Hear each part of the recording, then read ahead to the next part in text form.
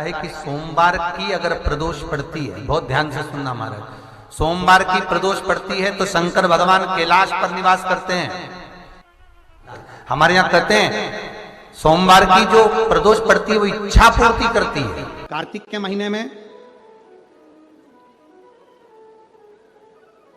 पूर्णिमा से पूर्णिमा के बीच में जो सोमवार पड़े, प्रदोष पड़े, शिवरात्रि पड़े, प्रयास करना। अगर बहुत कष्ट की जिंदगी चल रही हो तो शिवरात्रि, प्रदोष और जितने सोमवार पड़ रहे हो कार्तिक में 4-5 जो सोमवार पड़े उसमें एक बेलपत्र अशोक सुंदरी वाली जगह पर और शमी पत्र देवादिदेव महादेव के ऊपर, ये 2 जगह पर अवश्य चढ़ा। एक महीने में जितने सोमवार पड़ जाएं और प्रदोष पड़े और मासिक शिवरात्रि पड़े उसमें अवश्य चढ़ा। बेलपत्र कहाँ चढ़ाना है? जम के बोलो जरा। अशोक सुंदरी की जगह। और शमी पत्र कहाँ चढ़ाना है? देवादिदेव महादेव के ऊपर। एक बार चढ़ाकर देखो, आपके जीवन का जो आनंद है, जो अपने हृदय की कामनाएं हैं, अपने हृदय के भाव हैं, कार्तिक का जो महीना है भगवान षडानंद कार्तिकेय जी के लिए मूल है। इस षडानंद कार्तिकेय जी ने जब तारकासुर का संहार किया था, तारकासुर को जब मार दिया था तो 33 कोटि देवताओं ने षडानंद कार्तिकेय जी को वर प्रदान किया।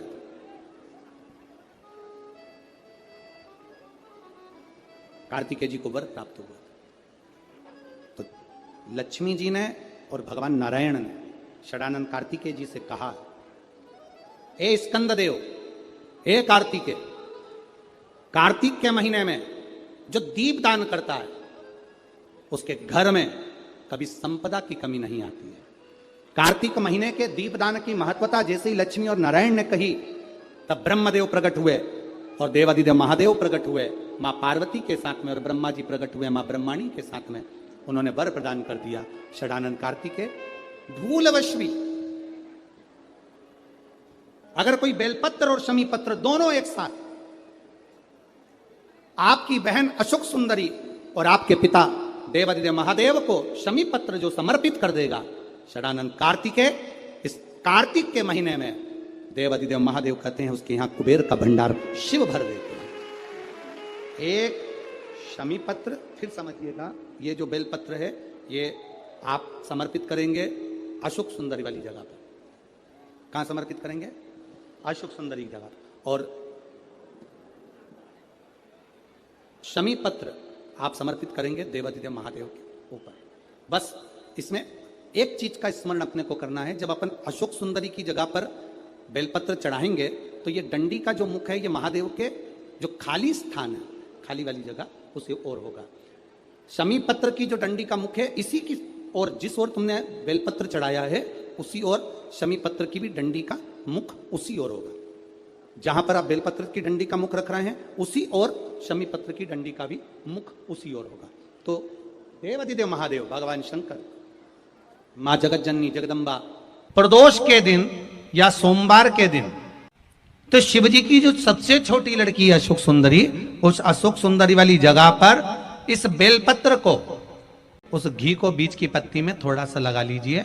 और जो अशोक सुंदरी वाली जगह है, जानते हो ना आप लोग अशोक सुंदरी की जगह, आपको पहले भी कथा में कहा, चंदन को लगा लीजिए। और महाराज बीच की पत्ती में थोड़ा सा घृत, घृत मतलब गाय का घी, गौ माता के दूध से, माखन से निर्मित उस घी को बीच की पत्ती में थोड़ा सा लगा लीजिए। और जो अशोक सुंदरी वाली जगह है, आप घी वाली बेलपत्र को अशोक सुंदरी वाली जगह पर रखकर ये जो चंदन लगी हुई बेलपत्र है इसका मुख ऐसा सीधा की सीधा रखोगे तो गणेश जी की ओर हो जाएगा, षडानंद कार्तिकेय की ओर हो जाएगा। अपनी कामना कर कर जिससे धन लेना है, पैसा लेना है या जो कार्य निकालना है वो नहीं निकल रहा, बहुत प्रयास कर लिया, अदालत में 50 बार हो जाए, काम नहीं हो रहा, तब इस बेलपत्र का प्रयोग करना, बाबा से विनती करना और विनती कर कर वापिस सजाना। केवल 2 प्रदोष या 2 सोमवार कर लीजिए, बाबा आपकी मनोकामना पूर्ण कर दे। प्रदोष का दिन, प्रदोष काल का समय, भगवान शंकर प्रदोष के दिन प्रदोष काल में अपने भक्तों के घर पर नंदी के कान में जो बोल कर जाता है, शिवजी नंदी पर बैठकर उस भक्त के दरवाजे पर उसका कल्याण करने के लिए प्रदोष के दिन प्रदोष काल में पहुंचते हैं। देखिए,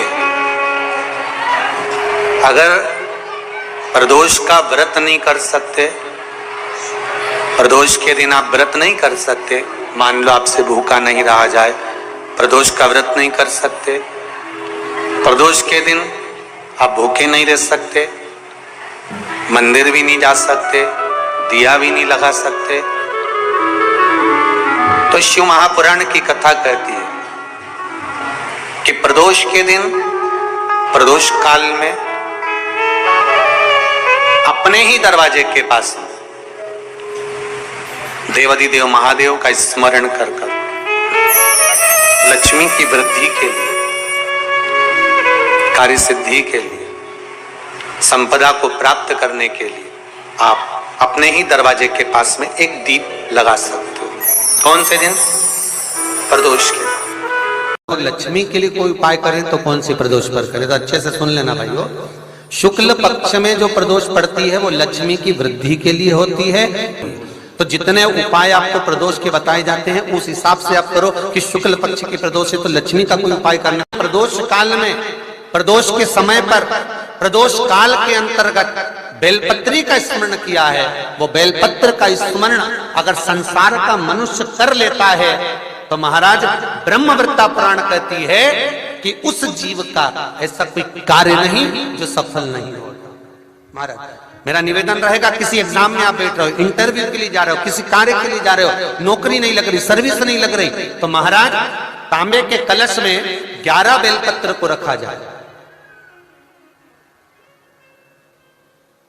और तांबे के कलश में 11 बेलपत्र रखकर उसमें 11 सफेद पुष्प को डाला, लाल चंदन घिसकर कटोरी में लेकर जाइए।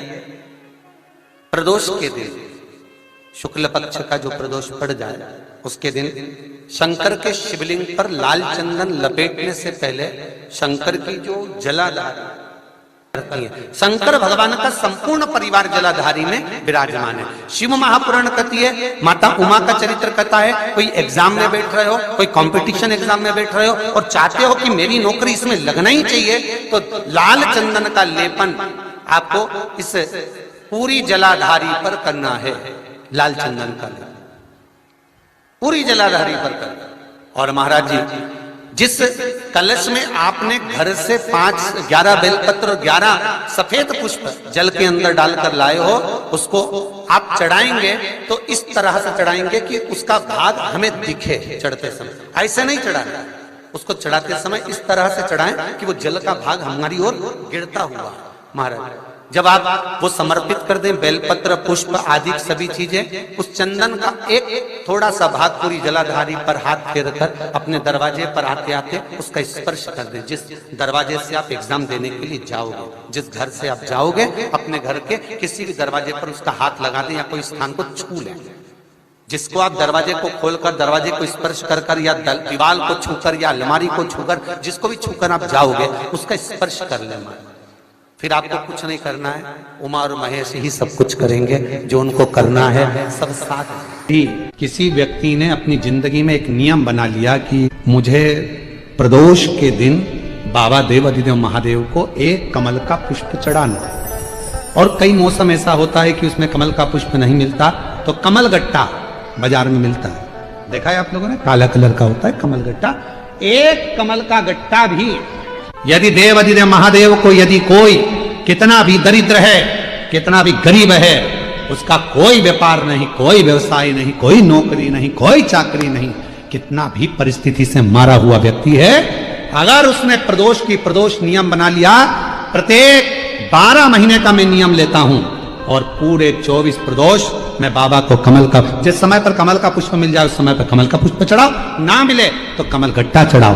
पर जिसने प्रदोष का नियम बना लिया, 1 साल पूरा नहीं होगा और मेरा बाबा उसका हाथ पकड़कर उसको मंजिल तक पहुंचाना पड़ा, कितना भी दरिद्र। यदि किसी को धतूरा क्यों चढ़ाया जाता है, वो धतूरे का प्रमाण क्या कहता है, तो शिव महापुराण की कथा में रुद्र संहिता के अंतर्गत महाराज अगर आप पढ़ेंगे तो उसमें व्याख्यान वर्णन मिलेगा कि मनुष्य के जीवन में प्रतिदिन असत्य बोलने में आते मुख से कई बार असत्य का संबोधन